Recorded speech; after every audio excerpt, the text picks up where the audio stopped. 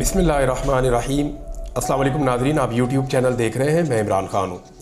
सबसे पहले तो जो पाकिस्तान की क्रिकेट टीम का कबाड़ा हुआ है उसके ऊपर थोड़ा मातम कर लेते हैं मैं और आप मिलकर।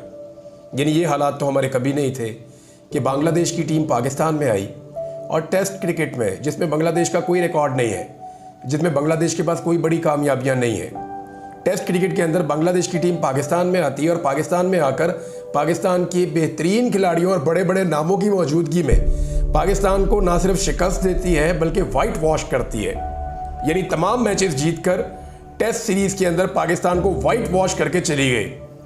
अब यानी हमने तो ये सुना था कि बांग्लादेश जैसी टीमें जो है वो वाइट वॉश हुआ करती थी, अफगानिस्तान जैसी टीमें जो है वो वाइट वॉश हुआ करती थी, लेकिन पाकिस्तान की क्रिकेट टीम पे ऐसी बरकत पड़ी हुई है, इस वक्त ऐसी बरकत पड़ी हुई है कि धड़ाधड़ जो है वो वाइट वॉश हो रहा है। पाकिस्तान को कभी अमेरिका हरा रहा है, कभी अफगानिस्तान हरा रहा है, कभी बांग्लादेश वाइट वॉश करके जा रहा है। तो ये इसका क्रेडिट किसको देना है या ये किसका विजन है? देखिए, शहबाज शरीफ साहब का या हुकूमत का, देखिए साफ बात अगर करना वो ये है कि हुकूमत का कुछ ज़्यादा लेना देना नहीं होता। हुकूमत का काम होता है कि वो एक्सपर्ट्स को या जो प्रोफेशनल्स हैं उनके हवाले कर देते हैं स्पोर्ट्स को और वो प्रोफेशनल से रिपोर्ट लेते हैं। फिर प्रोफेशनल्स का काम होता है कि वो डिलीवर करें और अच्छे तरीके से उस खेल के अंदर आगे लेकर जाए उस मुल्क को। प्रोफेशनल्स का काम होता है ना, लेकिन इस हुकूमत ने प्रोफेशनल्स को दिया ही नहीं। इन्होंने दे दिया मोहसिन नकवी को ताल्लुकात की बुनियाद के ऊपर। वजीर दाखिला भी वही है और क्रिकेट बोर्ड का चेयरमैन भी वही है।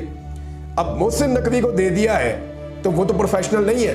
तो क्योंकि हुकूमत की चॉइस गलत है। हुकूमत, इमरान खान आए थे, इमरान खान ने क्या किया था? इमरान खान ने कहा रमीज राजा प्रोफेशनल है, पूरी दुनिया में क्रिकेट देखते हैं। दुनिया में क्रिकेट के लिए पाकिस्तान में जिन लोगों ने सबसे ज्यादा ट्रेवल किया हुआ है उनमें एक रमीज राजा है। वो बतौर कमेंट्रेटर जाते रहे हैं, हर किस्म की विकेटों को जानते हैं, उनका क्रिकेट के ऊपर एनालिसिस बहुत अच्छा होता है, बड़े ज़बरदस्त आदमी। तो उन्होंने राजा साहब को दे दिया, इमरान खान साहब ने। तो प्रोफेशनल को दिया ना, अच्छा होता बुरा होता राजा साहब जिम्मेदार होते, लेकिन यहाँ पे प्रोफेशनल को नहीं दिया। यहाँ क्या कर रहे हैं कि मोहसिन नकवी को दे दें जी, मोहसिन नकवी को चाहे क्रिकेट की अली का भी ना पता हो, दे दें जी, तो दे दिया। अब जिम्मेदारी हुकूमत की है कि उन्होंने गलत आदमी को अपॉइंट किया है, नंबर एक। नंबर दो, जब कोई आदमी अपनी मेहनत से अपने बलबूते पे जीत जाए तो आप उसका क्रेडिट लेने की कोशिश करें कि देखा मियां साहब आपका विजन, ये भी आपका विजन, वो भी आपका विजन। तो जब आप किसी की जाती मेहनत को अपने क्रेडिट में डालते हैं ना, तो फिर अपने किए कराए को भी अपने क्रेडिट में डालने दें। तो ये जो वाइट वॉश हुआ है, इस पे मियां नवाज शरीफ, शहबाज शरीफ, जरदारी साहब को और मोहसिन नकवी साहब को खुसूसी तौर पे हार डालने चाहिए इस कौम को। अब कौम की मर्जी है कि वो किस चीज़ के बने हुए हार इनके गलों में डालती है। बहरहाल क्रिकेट का तो इन्ना लिल्लाहि व इन्ना इलैहि राजिऊन आज मेरा पढ़ने को दिल किया। ये नहीं, मेरा ऐसा समझ नहीं आ रही, टेस्ट क्रिकेट हम बड़े शौक से देखते थे, अब दिल ही नहीं कर रहा कि क्रिकेट देखें आइंदा। और आज तो अपने आप से मुझे ऐसा लगता है मैंने अहद किया है कि दोबारा जो है वो क्रिकेट देखने में अपना टाइम ज़ाया भी नहीं करना। दूसरी खबर जो है वो इस्लामाबाद से है, बड़ी खबर है, और वो है जी अख्तर मेंगल साहब। देखिए, मेंगल कबीला जो है वो बलूचिस्तान के सबसे बड़े कबाइल में से एक है, बल्कि सबसे बड़ा कबीला है। बहुत बड़ी इनकी तादाद है और बड़े तगड़े सरदार हैं। तो मेंगल जो है, इनके अख्तर मेंगल साहब MNA बनते आ रहे हैं, लंबे अरसे से पार्लिमानी सियासत कर रहे हैं और अख्तर मेंगल साहब के तमाम सियासी जमातों से अच्छे ताल्लुकात भी रहे हैं, जिनमें PMLN भी है, बाकी लोग भी हैं, पीपल्स पार्टी भी है। तो वो एक बड़े जमहूरी किस्म के आदमी है। अख्तर मेंगल साहब ने ये रास्ता अपनाया था कि जी हम पार्लियामेंट में जाएंगे, पार्लियामेंट में बलूचिस्तान के मसाइल को उठाएंगे, हम कोशिश करेंगे कि बलूचिस्तान के मसाइल को उजागर करके पार्लियामेंट के जरिए से सिस्टम के अंदर रहते हुए बलूचिस्तान को बेहतर करें। लेकिन आज उन्होंने शिकस्त तस्लीम कर ली, उन्होंने हार मान ली अख्तर मेंगल साहब ने, और अख्तर मेंगल साहब ने रिजाइन कर दिया कौमी असम्बली की नशिस्त से। बहुत सारे लोग जो हैं वो इस तरह के सरदारों को समझते थे जी ये रिस्पॉन्सिबल है, ये काम नहीं करने देते, तो ठीक है जी अब वो नहीं है, आप काम कर दें। देखें, इसको आप समझें, बलूचिस्तान में 2-3 किस्म के लोग वहाँ सियासत करते हैं। एक वो है जो रवायती पुराने वहाँ के सरदार हैं, उनका अपना एक सिस्टम चल रहा है, उनका अवाम के साथ एक खास किस्म का इंटरेक्शन है, उसकी बुनियाद के ऊपर उनकी अवाम में जड़े भी हैं। वो लोग इलेक्शन जीतते भी हैं, कभी हार भी जाते हैं, लेकिन वो बलूचिस्तान का एक बड़ा इंपॉर्टेंट जुज है, उसको आप अलग नहीं कर सकते, जैसे मेंगल साहब है और बहुत सारे लोग हैं। दूसरी एक नई वेव आई है नौजवानों की कि उनके अंदर से लीडर उठना शुरू हो गए हैं। कोई सरदार नहीं भी है, सलार खान काकड़ है, सद्दाम तरीन है, वो अयाज खान खेतरान है और बहुत सारे लोग हैं, मैं सैकड़ों नाम ले सकता हूँ, कासिम सूरी है, और डिप्टी स्पीकर भी बने कौमी असेंबली में जाके। तो ऐसे नए बहुत सारे लोग खड़े हुए जिनके पीछे आवाम खड़ी हो गई। और तीसरे वो लोग हैं जिन्हें एस्टेब्लिशमेंट की सपोर्ट होती है और वो उनको बगैर किसी अवामी सपोर्ट के और बगैर किसी फैमिली बैकग्राउंड के उनको जिता के तो उनको बना देते हैं। जैसे सरफराज बुगटी हैं। अब सरफराज बुगटी के पास कोई सपोर्ट नहीं है। मैं आपको चैलेंज करता हूँ, आप कहीं पे भी बलूचिस्तान के अंदर जो है वो आप कोई एहतजाज हो रहा है, आप इनको भेजें अकेला, जाके उनके साथ बात करके दिखाएं। देखिए बन्नू के अंदर बंदे मर गए थे, शहादतें हो गई थी, हालात बहुत खराब थे। इमरान खान का पैगाम लेकर अली अमीन गंडापुर गए, सारे बैठ गए आराम से, धरना खत्म हो गया। तो ये क्रेडिबिलिटी है, पब्लिक का नुमाइंदा है भाई। लेकिन अगर आप यहां देखें तो ना सरफराज बुगटी में कैपेसिटी है, ना वहां पे अनवारुल्लाह काकड़ जिनके ऊपर बहुत अनायतें हुई उनको वजीर आज़म भी बनाया गया निगरान, ना उनके अंदर ये कैपेसिटी है। काजी फायद ईसा साहब को आप भेजें, क्या वहां के लोग उनकी बात सुनेंगे? तो नहीं। तो बलूचिस्तान में जो आवाज़ें वहाँ के लोग सुन लेते थे वो भी मजबूर हो गए हैं। मेरे ख्याल में मेंगल साहब के रिज़ाइन के पीछे एक बड़ी वजह यह भी है कि जो नौजवानों का एक दबाव पैदा हो रहा है बलूचिस्तान में, और जो एक वेव उठी है पूरे बलूचिस्तान के अंदर, और वहाँ के नौजवान अपना हक मांग रहे हैं। और वो ये कहते हैं कि जी हमें हमारा हक दिया जाए, लापता अफराद का मामला हो, तरक्की का मामला हो, एजुकेशन का मामला हो, हेल्थ का मामला हो, इंफ्रास्ट्रक्चर का मामला हो, नौकरियों का मामला हो, या उनके अपने जो वसाइल है वहां पे जो पैदा होते हैं बलूचिस्तान के अंदर, बेशुमार मादनियात हैं, वो हर मामले के अंदर अपना राइट मांग रहे हैं बलूचिस्तान के नौजवान। तो उनमें एक जो बेदारी है या जिस किस्म का उनके अंदर एक तहरीक चल रही है, शायद वो तहरीक का बोझ अब ये सियासतदान नहीं उठा पाएंगे। अगर किसी ने बलूचिस्तान में सियासत करनी है तो फिर उन्हें नौजवानों की बात सुननी पड़ेगी। तो ये एक दबाव हो सकता है जिसकी वजह से उन्होंने इस्तीफा दिया।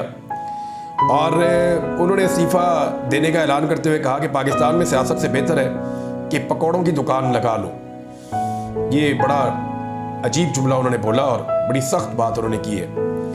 अब अख्तर बेंगल साहब के इस्तीफे के जो असरात होंगे वो आपको आने वाले दिनों में नजर आएंगे। ये छोटी बात नहीं है, ना ये छोटी चीज़ है। क्या पाकिस्तानी सियासतदान उन्हें मना पाएंगे? तो इसका जवाब ये है कि वो खुद उन्होंने कह दिया कि सिस्टम पे उनका एतबार नहीं रहा, सदर पे, वजीर आज़म पे, किसी पे उनका ट्रस्ट नहीं है। जो वादे किए जाते हैं पूरे नहीं होते। वो असेंबली में बात करना चाहते हैं, उन्हें बात ही नहीं करने देते। वो मीडिया में बात करना चाहते हैं, मीडिया को सेंसर कर दिया जाता है। यानी अब बलूचिस्तान के अंदर बलूचिस्तान के शहरी जाकर प्रेस कॉन्फ्रेंस नहीं कर सकते क्योंकि वहां की हुकूमत ने मना कर दिया कि आप प्रेस कॉन्फ्रेंस नहीं कर सकते। तो जब इस तरह की सूरत हाल होगी तो फिर दबाव पड़ता है। अब उन्होंने कहा जी कि मैंने सोच समझ कर फैसला किया है और जो फैसला कर लिया अब उससे मैं पीछे नहीं हटूंगा और मैं दोबारा इसके बारे में नहीं सोचूंगा। वैसे ये लोग इस बात के ऊपर भी जो है परेशानी का इजहार कर रहे हैं और दुख का इजहार कर रहे हैं या अफसोस कर रहे हैं कि हमने इमरान खान की हुकूमत गिराने के लिए इन लोगों का साथ दिया जिन्होंने पाकिस्तान को यहां तक पहुंचा दिया है। तीसरी खबर जी वो भी इस्लामाबाद से, और ये भी बड़ी अफसोसनाक खबर है। पाकिस्तान का मीडिया इसको रिपोर्ट नहीं कर रहा क्योंकि पाकिस्तान की हुकूमत मीडिया को बहुत पैसा खिलाती है और पाकिस्तान की हुकूमत चाहती है कि इसको रिपोर्ट ना किया जाए। तो मैं तो आपको रिपोर्ट कर दूंगा क्योंकि हुकूमत के पास इतना पैसा ही नहीं है कि वो मुझे खिलाए। तो मैं आपको बताता हूँ कि हुआ क्या है। एक डिपार्टमेंट है इस्लामाबाद में, ये वफाकी हुकूमत के अंडर आता है, PWD। तो ये जो डिपार्टमेंट है ये पूरे पाकिस्तान के अंदर कंस्ट्रक्शन करता है।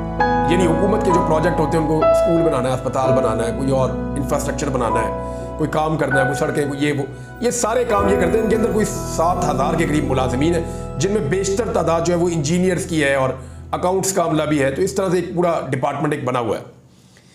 ये नाजरीन महकमा बना था 1854 में, यानी 1857 की जंग आज़ादी हुई थी अंग्रेज़ों की मुसलमानों के साथ। तो ये उससे पहले का ये इदारा बना हुआ है, 1854 को मैं बता रहा था गालिबन। तो अंग्रेज़ दौर का बना हुआ ये इदारा है। इसने बड़ा लंबा अरसा काम किया है इस रीजन में पूरे में। पाकिस्तान बनने के बाद ये पाकिस्तान के अंदर अलग हो गया और अब ये इदारा अब तक काम करता रहा है। अचानक हुकूमत ने कहा इसको बंद कर दें। अच्छा, हुकूमत ने जो वजूहात बताई बंद कर देगी वो मैं आपको बता दूंगा, लेकिन हुकूमत कह रही है इसको बंद कर दें। और जब हुकूमत ने इसको बंद करने का ऐलान किया तो इसके अंदर जो लोग मौजूद हैं उन्होंने एहतजाज शुरू कर दिया। उन्होंने कहा जी ऐसे कैसे बंद कर दें? अचानक आप आए और आपने आके मुंह उठा के कह दिया बंद कर दें। ना कोई बात, ना कोई चीज, ना कोई रिपोर्ट, ना कोई डॉक्यूमेंटेशन, कोई चक्कर नहीं, बंद कर दें। मुल्क है, कोई बादशाह तो यहाँ नहीं चल रही है बंद कर दें। तो जनाब हुकूमत ने इसको बंद कर दिया और बंद करने के पीछे जो रीजन है जरा ये देख लें आप। जो 6 चीजें हैं जो इंपॉर्टेंट इस इदारे के साथ जुड़ी है। अब आज सारा दिन टॉर्चर होता रहा, बिल्डिंग के अंदर जो है वो आंसू गैस फेंकते रहे, कमरों के अंदर लोगों को मारते रहे, गिरफ्तार करते रहे, इंजीनियर्स को गिरफ्तार करके ले गए। वो फिर भी डटे हुए वो लड़ रहे हैं, लेकिन हुकूमत ने बिल आखिर कब्जा कर दिया इदारे की बिल्डिंग में। PWD के ऊपर पुलिस के जरिए से हुकूमत ने कब्जा कर दिया। यानी एक इदारा और पाकिस्तान की हुकूमत ने बजोरे बाजू ताकत के बलबूते के ऊपर फतह कर दिया। ये हुकूमत ने एक दिन सुप्रीम कोर्ट फतह कर ली थी ताकत के जोर के ऊपर, तो ये तो एक इदारा है बेचारा। तो अभी वो लोग जहां जहां मौजूद है वो एहतजाज कर रहे हैं इस वक्त जब मैं वीडियो रिकॉर्ड कर रहा हूं। हुआ क्या देखिए, सबसे पहले तो इसके ऊपर जो है एक खबर सामने आई है। हुकूमत कहती है जी इसमें करप्शन है, करप्शन की वजह से हम इदारा बंद कर रहे हैं। मामला ये है कि करप्शन तो PIA में है, बंद कर दें, रेलवे में भी ये बंद कर दें, करप्शन वज़ीर आज़म है उसमें भी ये बंद कर दें, करप्शन जो है वो सियासतदान भी करते हैं, पार्लियामेंट बंद कर दें, करप्शन जो है वो सेनेटर्स भी करते हैं, सेनेट बंद कर दें, करप्शन जो है वो बेशुमार डिपार्टमेंट करते हैं। अभी फौज का ऑडिट एक रिपोर्ट आई हुई है, उसके अंदर जो है वो बहुत सारी बेदाब्तियाँ हैं, बेकायदगियाँ हैं, तो क्या बंद कर दें? यानी पुलिस के अंदर बेशुमार करप्शन है, बंद कर दें। पटवार खाने में सबसे ज्यादा करप्शन है, महकमा माल में, बंद कर दें। यानी ये तो कोई जवाब ना हुआ ना कि बंद कर दें। भाई अगर करप्शन है तो जो बंदे करप्शन कर रहे हैं उन्हें पकड़ के बंद करो। जो बंदे करप्शन कर रहे हैं उन्हें पकड़ के उन पे केसेस चलाएं, उनसे करप्शन का लूटा हुआ माल वापस बरामद करें। हुकूमत इसलिए होती है, हुकूमत इसलिए नहीं होती कि जो करप्शन कर रहा है वो इदारा ही बंद कर दो। नहीं, हुकूमत का काम है जो करप्शन कर रहा है उसको पकड़ के बंद करो ताकि इदारा ठीक तरीके से अपना काम करे। नंबर 1। नंबर 2 जनाब ये कहते हैं कि यहां पे जो है पैसा बहुत जाया हो रहा है, तो हम पैसा बचाने के लिए इसको राइट साइजिंग कर रहे हैं, बंद कर रहे हैं। तो मामला ये है कि अगर ये, और करप्शन के मामले में एक चीज आपको मैं और बताऊं, देखिए जो बंदे करप्ट होते हैं तो फिर वो नौकरी पे नहीं रहने चाहिए ना। तो वो बिल्डिंग तो बंद कर रहे हैं, इदारा तो बंद कर रहे हैं, बंदों को दूसरे महकमों में भेज रहे हैं। भाई जो बंदे इस महकमे में करप्शन कर रहे हैं वो जाके वहां पे क्या करेंगे? नमाजें पढ़ेंगे, वहां पे जाके भी करप्शन करेंगे।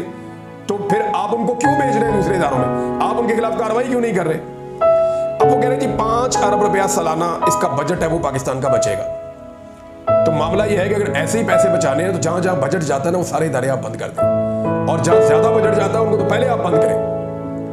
यानी आप बिजली के जो कारखाने हैं IPPs, उनको कैपेसिटी पेमेंट के मद में 2100 अरब रुपया एक साल में दे रहे हैं, और अगले साल में 2400 अरब रुपया आप उनको दे रहे हैं। तो 5 अरब का आपसे इदारा नहीं संभाला जा रहा जो पूरे पाकिस्तान में काम करता है। तीसरी चीज ये है कि वो कह रहे हैं जी इसकी प्रॉपर्टी बहुत महंगी है। ये मुझे खबर मिली है कि इसके पास बहुत सारी प्रॉपर्टीज है, इदारा होल्ड करता है, तो प्रॉपर्टीज महंगी, उनकी कीमत बहुत ज्यादा है। तो जब इदारा खत्म तो प्रॉपर्टीज जो है वो गवर्नमेंट के पास आ जाएंगी, गवर्नमेंट ये प्रॉपर्टी सेल करके बेशुमार पैसा बना सकती है। ये तीसरी चीज है। एक चीज और है कि जब भी आप इदारा बंद करते हैं ना, आप उसका फॉरेंसिक ऑडिट करें, पूरी एक रिपोर्ट बनाएं, उसके बाद उसको आप बंद करें। ऑडिट कहां हुआ? अब एक स्कैंडल है जो मुझे कुछ दोस्तों ने बताया, इस इदारे के अंदर वो काम करते हैं, उनके बकौल मुबैना तौर पे हुआ ये था कि शहबाज शरीफ ने जब पिछली हुकूमत इन्होंने खत्म की, PDM 1 की हुकूमत जब इन्होंने खत्म की, तो उससे पहले इन्होंने अपने MNAs के लिए बहुत सारे फंड्स मैदान में निकाल दिए, बेशुमार फंड्स जारी कर दिए। लगभग कोई 125 या 150 अरब के फंड्स थे। इसके बीच में एक अमाउंट थी, बहुत बड़ी मिकदार में MNAs को स्कीमें दे दी, 1-1, 2-2, 4-4 अरब की स्कीमें सबको दे दी। शहबाज शरीफ के अपने हल्के की भी थी। अच्छा, वो पैसा जो है वो जिस तरीके से निकलवाया उन MNAs ने और जिस तरीके से अपने इलाकों में खर्च करवाया, उसके ऊपर ऑडिट होना चाहिए। उसके सारे डॉक्यूमेंट और रिकॉर्ड जो है वो इस इदारे में मौजूद है। अब जिस अंदाज में वो पैसा खर्च किया गया और जितनी लूट मार उसके अंदर की गई है मुबैना तौर पे, तो अब ये चाहते हैं कि इदारा ही बंद कर दो इससे पहले कि इसका ऑडिट हो जाए और कल कोई एक स्कैंडल खुल जाए कि पता चले कि 150 अरब मजीद गले की हड्डी बन गया है, लिहाजा इदारा ही बंद कर दो। एक कहानी इसके अंदर ये भी है। और अब जिस तरह से इदारे के अंदर धुएं उठ रहे थे, तो ये खुदा ना खास्ता इसको भी आग लगा देंगे, या इसका रिकॉर्ड गायब कर देंगे, या इसका रिकॉर्ड तलफ कर देंगे, या इसके रिकॉर्ड को यहाँ से उठा के कहीं और ले जाएंगे, या आग लगा के जाया कर देंगे कि जनाब अब तो ऑडिट ही नहीं हो सकता, इदारा ही खत्म हो गया है। तो एक कहानी इसमें ये वाली है जो मैंने आपके सामने लिया। अब ये चाहते ये है कि ये एक अथॉरिटी बनाए जिसके जरिए से पाकिस्तान में डेवलपमेंट के प्रोजेक्ट करें। तो जब आप अथॉरिटी बनाएंगे तो इख्तियार तो सर आपके पास आ गया। अब ये इदारा अरबों खरबों रुपया खर्च करता है पाकिस्तान में डेवलपमेंट के लिए, थर्ड पार्टी ऑडिट भी होता है, इसके इंजीनियर हर जगह पे जाते हैं। तो जब आप एक अथॉरिटी बना देंगे तो फिर तो वज़ीर आज़म जो चाहे जिधर चाहे पैसे मोड़ दे। ये तो बजट का ऐसे इस्तेमाल करेंगे जैसे अपनी जेब का ज़ाती पैसा भी कोई इस्तेमाल नहीं करता। तो ये इस तरह इस्तेमाल करेंगे जैसे मुफ्त का माल। तो ये जनाब काम होने जा रहा है।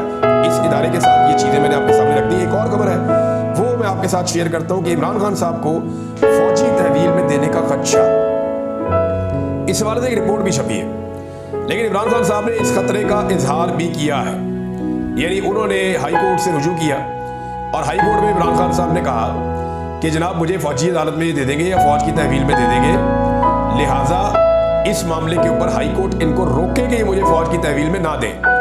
ये इस्लामाबाद हाई कोर्ट से इमरान खान साहब ने रुजू किया और जो वकील हैं अजीर भंडारी साहब, उन्होंने दरख्वास्त दायर की है और ये कहा कि 9 मई मुकदमात में मिलिट्री कोर्ट ट्रायल के लिए फौजी तहवील में इमरान खान साहब को ना दिया जाए, हम ये दरख्वास्त करते हैं। लेकिन इस मामले के ऊपर साकिब बशीर साहब ने रिपोर्ट किया और वो ये बता रहे हैं कि अदालत ने 4 एतराज़ात उठा दिए हैं। तो 4 एतराज़ जो उठाए हैं, अब उनको पाकिस्तान तहरीक इंसाफ को डील करना पड़ेगा। ये केस जस्टिस आमिर फारूक साहब के पास ना लगे, इसके लिए पूरी पाकिस्तान तहरीक इंसाफ को दुआएं करनी पड़ेंगी कि ये वहां ना लग जाए, किसी और जज के पास लग जाए, किसी के पास भी लग जाए, कम से कम चीफ जस्टिस आमिर फारूक साहब के पास ना लगे।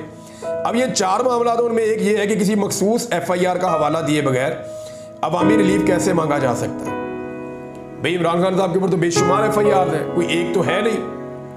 दूसरा ये है कि दरखास्त के साथ कोई ऑर्डर या दस्तावेज नहीं लगाई गई, यानी वो कहते हैं कि जब वो उनको मांग लेंगे ना, ऑफिशियली ले जाएंगे, तो फिर आपने दरखास्त देनी है। भाई उन्होंने उठा के इमरान खान साहब को ले जाना, जब ले जाना है, अगर लेकर जाना है तो उसके बाद वो कहां दरखास्त देंगे, फिर कौन सुनता है। तीसरा, पंजाब के मुकदमात पर इस्लामाबाद हाई कोर्ट में दरखास्त कैसे दायर हो सकती है। ये तो सिंपल है, इमरान खान साहब मिलिट्री कोर्ट्स की और मिलिट्री की तहवील की बात कर रहे हैं और इस वक्त वो जिन केसेस में गिरफ्तार हैं वो इस्लामाबाद की जुरिस्डिक्शन में है। इमरान खान साहब जो है वो इस्लामाबाद में हिरासत में है, तो वो यहीं पे जाएंगे और वफाकी इदारे जो है वो भी इस्लामाबाद के हैं, तो यही उनको जाना होगा। चौथा, मिलिट्री कोर्ट का मामला सुप्रीम कोर्ट में ज़ेर इल्तवा है, तो हाई कोर्ट में दरखास्त कैसे दायर हो सकती है। भाई वो मिलिट्री कोर्ट में मामला उनका चल रहा है जो मिलिट्री कोर्ट में गिरफ्तार करके उनकी वहां पे ट्रायल हो रहे हैं। ये इमरान खान का मामला है जो मिलिट्री कोर्ट में नहीं है, वो ये चाहते हैं कि उनको मिलिट्री कोर्ट में दिया भी ना जाए। ये है जनाब मामला।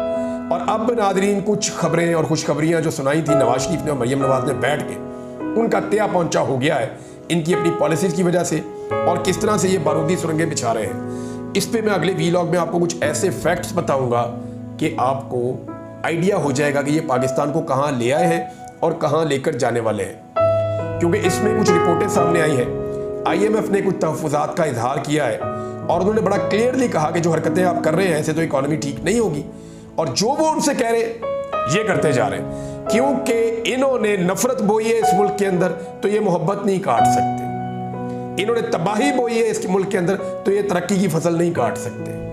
जो इन्होंने कर दिया है, ये मुल्क को सीधा होने में सालों लग जाएंगे। अब तक के लिए इतने, अपना ख्याल रखिएगा, अपने चैनल का भी अल्लाह हाफ़िज़।